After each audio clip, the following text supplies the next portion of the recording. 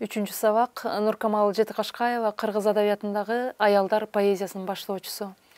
Кыргыз профессионалдык адабияты жаралуу калыптануу учурун баштан кечирип жаткан учурда анын айдыңында аял заттын өкүлдөрү дагы аздап көрүнө баштады. Өзүнүн бүтүндөй кийинки тагдырын чагылгандай жарк эткен кыска өмүрүн адабият менен эр шаркка алып кеткен аялдар поэзиясынын баштоочусу катары адабияттын тарыхында калган акын бул Нуркамал Жетикашкаева болду. Эртелеп баягы 19 жашынан колуна калем кармап, ырлары басма үстү жарыялана баштаган, Москвадагы Луначарский атына институтты бүтүрүп кайткан, 42-жылы жарык көргөн Мекен үчүн деген китепте акындын алгачкы ошо Боецтин ыры деген ыры жарык көрөт. Анан Жаш акындар китебинин биринчи жыйнагында 48-жылы чыккан Ыраазымын садагам, анан ошол эле китептин экинчи китебинде Кубанам, Өмүр, Күткөн селкиге деген сыяктуу ырлары жарык көргөндө, анан акындын Боецтин ыры деген чыгармасында мазмунуна кайрылганга туура келет.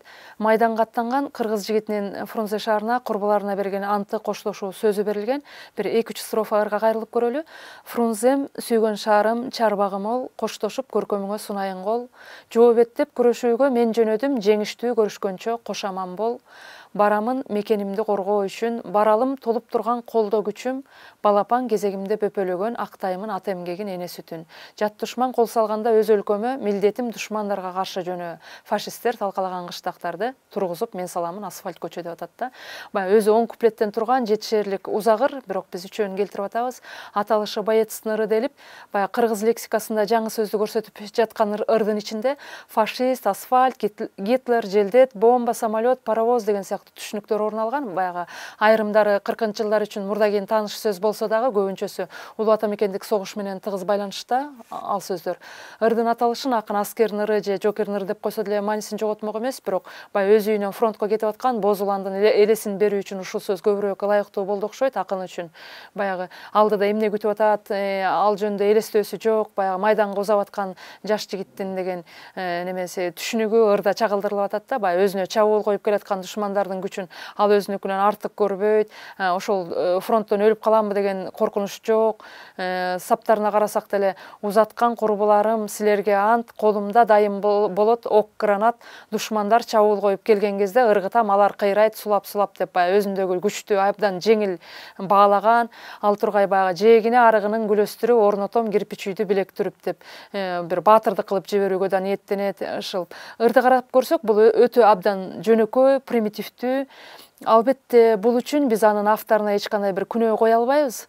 Деги эле вот кыргыз кызынын колуна калем кармап, оюндагысын кагаз бетине түшүрүү мүмкүнчүлүгүнүн ачылышы, ошол мезгилдин жеңиши болгон.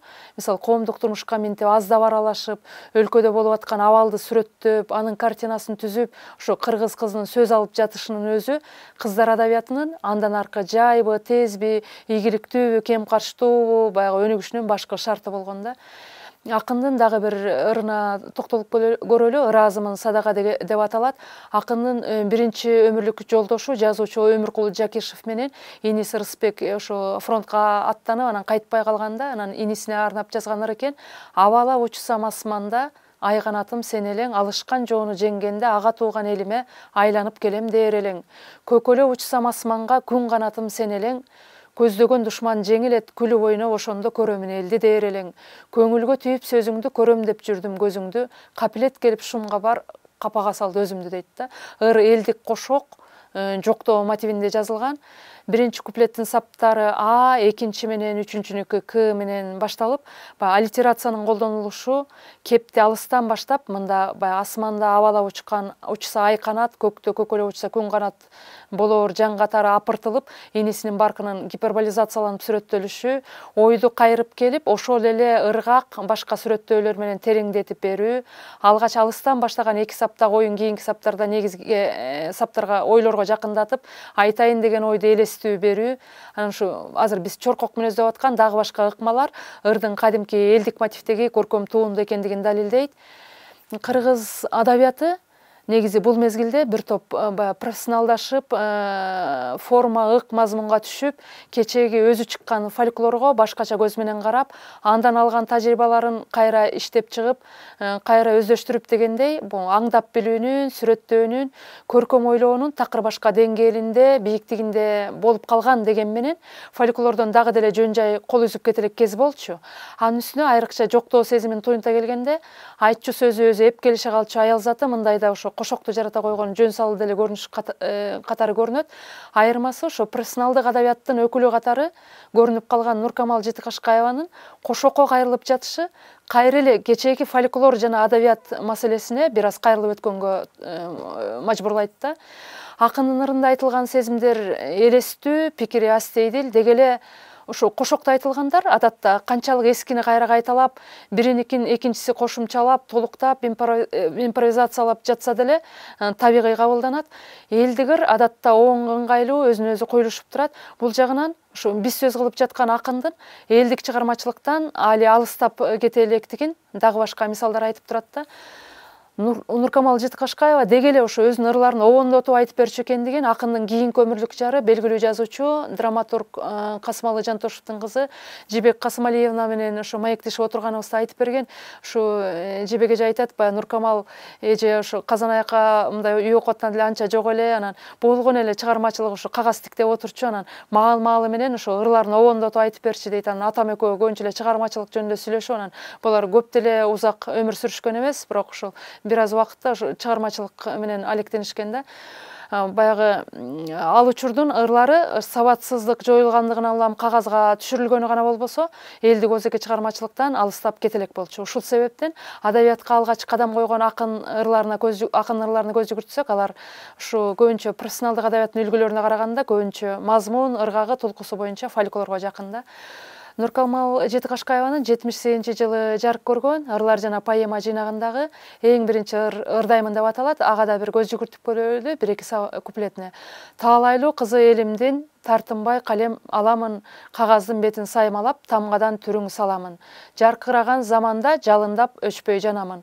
Ырдаймын өскөн бүгүндү, ырыстуу жыргал күнүмдү, ырдаймын талбай толкундап, ыраакка созуп үнүмдү. Эмгек билим шат менен гүлдөтөм өмүр гүлүмдү деп атат да. Ырдын негизги мазмуну кыргыз элинин теңдик заманга жетип, таалайга батып турган учурундагы баягы элдик өзүн өзү таанууну, этникалык идентичность. Ошол абал жагдайды чагылдырат. Арине ошо кечээ эле сөз айтууга укугу жок, үлбүрөп жүк бурчунда отурган кыргыз кызынын эми бет пардасын ачып таштап, жигиттер менен тең салышы, арип тааный башташы ошо кыргыз кызы үчүн таалай болгондугу талашсыз. Бул Нуркамал акын жашаган доордогу учурдун демин илгиртпей, убагында сезген, көзү жетик кыздардын сезими болгон. Мисалы, тартынбай колго калем алып жатып дагы кагазга жазуу эмес, кагазга тамгаларды саймалоону астейдил айтып, бул кош саптын өзүндө дагы баягы шырдак жасоо, сайма саюу таберик болуп калган кыргыз кызынын аң сезими чагылып атат да. Жазам деп айтып аткан жок, сайма саям деп айтып атат да.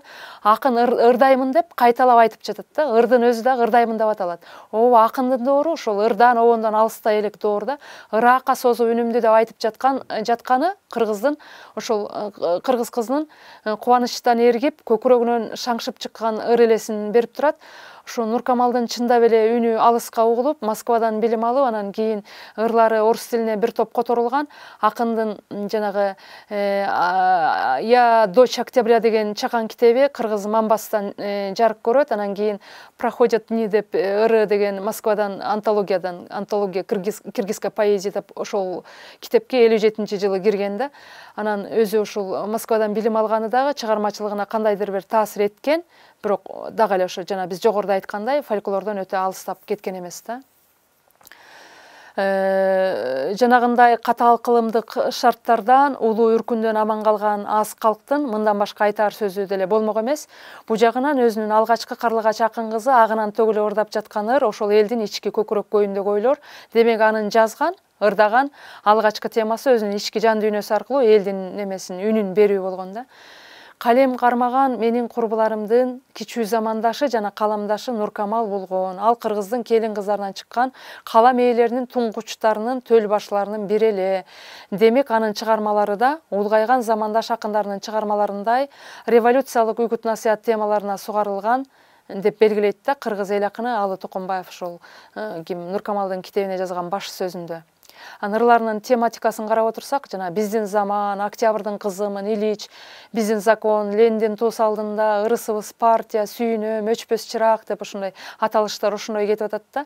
Баягы өзүнүн заманын нур заман деп мүнөздөп, Компартияга, Ленинге кайра-кайра ыраазычылыгын агынан төгүлө билдирип, ошо өзүнүн бактысына сыйбай, Октябрь берген тил менен калемим ырдайт колумда, Октябрь берген эрк менен күн санап алга барамын деп ошол Октябрь революциясынын пардалуу жүктүн бурчундагы аялдарга берген жарыгын кубана кабылдап, анан ушул бул таалайды айтууга сөздүн гүлүн тандап, ушундай аракеттерди көргөндө акын колхоз айылдарында катар-катар көчө түшүп, түз жолдор салынып, жаш бөбөктөр мектепке аралашып, ошо өзүнүн жанагы эмгек кызуу кайнап турган доор шарданын ошо Нуркамалдын ар бир ырынан көрүп, сезип туюуга болот да. Анан совет доорунун жыргалчылыгын жаны эле ырдай берип, акын жада калса ушул ааламдагы ай менен күндү, теребелди бактарактарды, ошол эле кыргыздын тоолорун, сан миң түрдүү гүлдөрдү, ажайып таңды, күн, түндү деген сыяктуу табияттын көрүнүштөрүн унутуп койгон сыяктуу да, жалаң эле ошо доорду эле ырдай берген да, заманды эле мактап ырдай берген. Ырасында эле ал доордун акындары социалисттик коомдун өңчөй оң жактарын көрүшкөн, өзүнүн чыгармалары басма өстөрү жарыялана баштаган баягы 1937-жылдары өлкөдө репрессия нарааны жүрүп, кыргыз акын жазуучулардын ичинде болгон көйгөйлүү ой чабыттар, санаалуу элептер сөз кылып жаткан ушул акындын Нуркамалдын поэзиясында сезилбейт да. Ички жан дүйнөсүндө эч кандай карама-каршылык жок. Ошо биз акындын ырларын карап отуруп, адатта чыгармачылыкта болуучу таасир маселесин көрүүгө болот. Бул дагы эле болсо ошол бул жаңы доорду чагылткан, бирок таризи формасы жагынан элдик ырлардын тулкусундагы жеңил сезимге оңой фольклордон алган таасир болбогон күндө деле ошо тымызын ой кыялды бийлеген, жан дүйнөдө үзгүлтүксүз орун алган салттуулук да.